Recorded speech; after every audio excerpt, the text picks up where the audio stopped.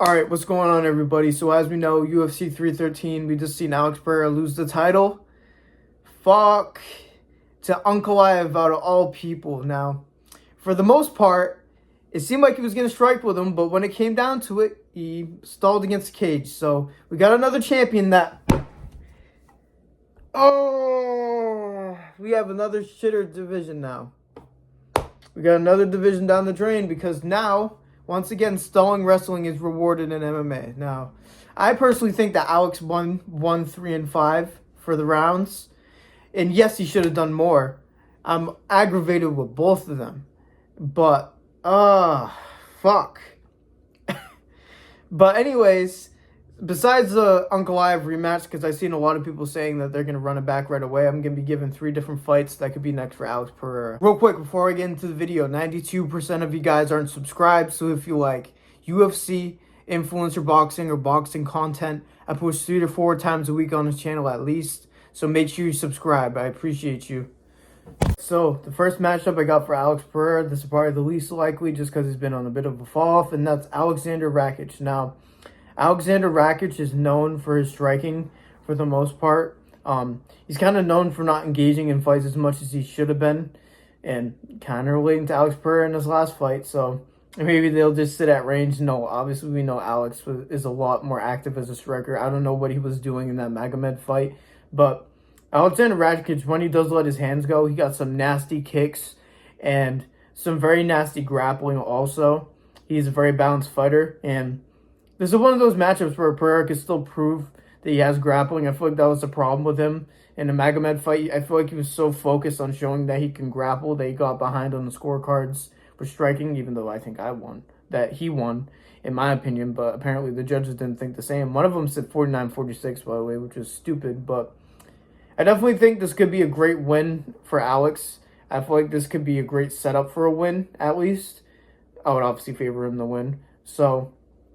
yeah, I think this is the least likely one out of the 3, but I just feel like it'll be a good matchup for him, and we'll see. So the next likely matchup that I see for Alex Pereira is the winner of the Jan Blachowicz versus Carlos Ulberg fight. Now, I didn't realize that Jan Blachowicz hasn't fought since Alex Pereira fight, and this is his first fight, so that kind of makes me favor Ulberg quite a bit. Obviously, before the Pereira fight, Blachowicz drew with Ankalaev, so... that's very interesting. I feel like I was going to say the rematch of Blachowicz, but I forgot about this Ulberg fight. And I was going to say the rematch with Blachowicz, but honestly, I'm favoring Ulberg in this fight. And actually, I'm making an audible right now because this would be a way more sick fight. Alex Pereira versus Carlos Ulberg. I think that's sick. Ulberg is on a trend right now. Obviously, Jan Blachowicz can't be counted out because his nasty kicks and his powerful hands with his boxing. He is an absolute unit when he has you against the cage. But inactivity is really a factor here. I think activity is king, especially in UFC, especially when you're feeding it to a hot hand like Carlos Ulberg. I definitely think Ulberg is going to win this fight. So Pereira versus Ulberg will be very sick because Ulberg is also a nasty kickboxer, and he will give Alex a good amount of opportunity. He's not much of a grappler as Blachowicz, because as we know, Blachowicz gave Alex a lot of problems in their fight with his grappling, so it will be a fresh matchup.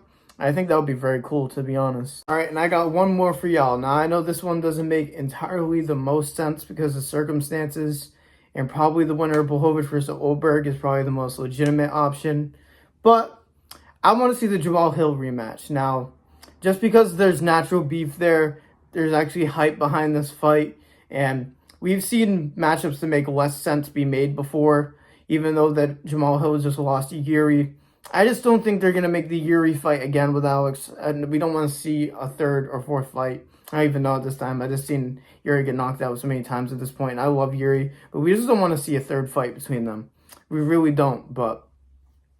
yeah, Jamal Hill, pretty sure lost 2 in a row. Maybe he got a win before the Yuri fight. I don't necessarily remember, but Yuri knocked him out recently, but...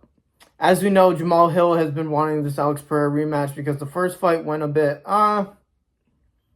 interestingly, but he got caught. All the excuses he's making weren't valid, but I just think Jamal Hill is funny, and people forget that he actually has dynamite in his hands, And he is very good in the clinch too. He'd even get to work in the clinch with Alex because obviously he got knocked out very early in the fight. But the build-up is worth it. I think it will be a hyped rematch, even though the Jamal Hill is lost. But like I said, this wouldn't make the most sense, like matchup-wise, at the current moment. But if this was announced, the fans wouldn't be mad at it at all. You know what I'm saying? Well, yeah, Alexander Rakic, yeah, the winner of Blachowicz versus Oberg makes sense. But I feel like the Jamal Hill rematch actually has more interest in those fights. So even though it doesn't make the most sense, I think it's very interesting. It'll be very interesting to see how Jamal Hill comes back from that. Seeing an actual matchup with Jamal Hill and Alex Pereira, possibly longer than a round this time. See if it's a bit more of a close fight. We'll see. I think I'm interested. Let me know what you guys think in the comments down below. Which one you would like to see the most out of the three. I guess it is possible that they wait till October and give the rematch to Pereira right away. We've seen instant rematches before. I'm not necessarily a fan of them, but when you're on a dominant run like Alex was, I think it makes sense. I wouldn't be mad at it, but Alex Pereira would just have to be more active. I don't know what was up with him. I still think he won the fight, but for some reason he did not want to engage with Ankalaev. We didn't really see the same Pereira that wanted to slip and counter off strikes like he did in the Khalil Roundtree fight. And he was even getting caught in the Khalil Roundtree fight, but he wasn't as worried about the power from Roundtree, I guess. He was worried about getting Shin versus Ankalaev. And for the most part, he did have to care about stuffing takedowns in the fight. I feel like he was so focused on proving people wrong on his grappling that he got ahead of himself. And he was only thinking about this, the takedown the whole time. That's why stalling wrestling is so bullshit. He guarded the takedowns and then he was just getting held against the cage, not doing anything. Yes, he was going for knees, but Alex Pereira was blocking them the entire time. They were getting blocked all day. So I need to see more separations. There was a separation, I think, in round 4 or 5, where the ref stepped in and separated them from the clinch and the cage. That needs to happen more often, because if they're not working, fuck that shit. It's actually so boring. It's so bad that's getting glorified in the sport. Glorify warriors again in the ring. Yes, Ankalaev was throwing hands in the beginning of the fight, but come on now. Like, if they're clinching against the cage, just stalling for that long, they need to separate. Like, I think it's just bullshit. It's just not fun to watch. And I know, cry about it, you're just such a casual take. Bro, it's entertainment. Dana White is even saying that the stalling has become bullshit in the past. So, I'm over it. We need to see some changes made to the rules. If they're not working, it should be able to be stood up or separated. That's just my opinion. And if you don't agree, it's cool. Clearly, you go ahead and comment it.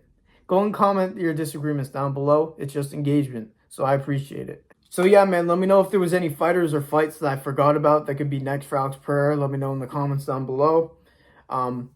Hopefully, obviously, in his next fight, we're going to see a different Alex Pereira. He just seemed a bit off in this. It seemed like he seemed a bit skinny at the press conference, but he said his weight cut went well, so I guess I was just tripping. I thought he looked a little weight drained, and he fought like he was weight drained, but he said he wasn't, so that excuse can't be made for him.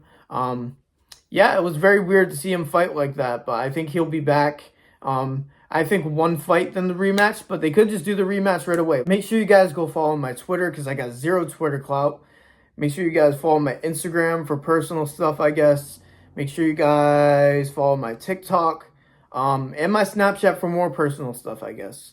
Just going to plug all that stuff, since I've actually been getting a good amount of views recently, so I appreciate all y'all. Also, a good amount of likes and subscriptions. Seeing this channel grow is all I want, so I appreciate every single one of you for showing love. For real, for real. Thank you guys for listening to me yap like usual. God bless every single one of you, and peace out.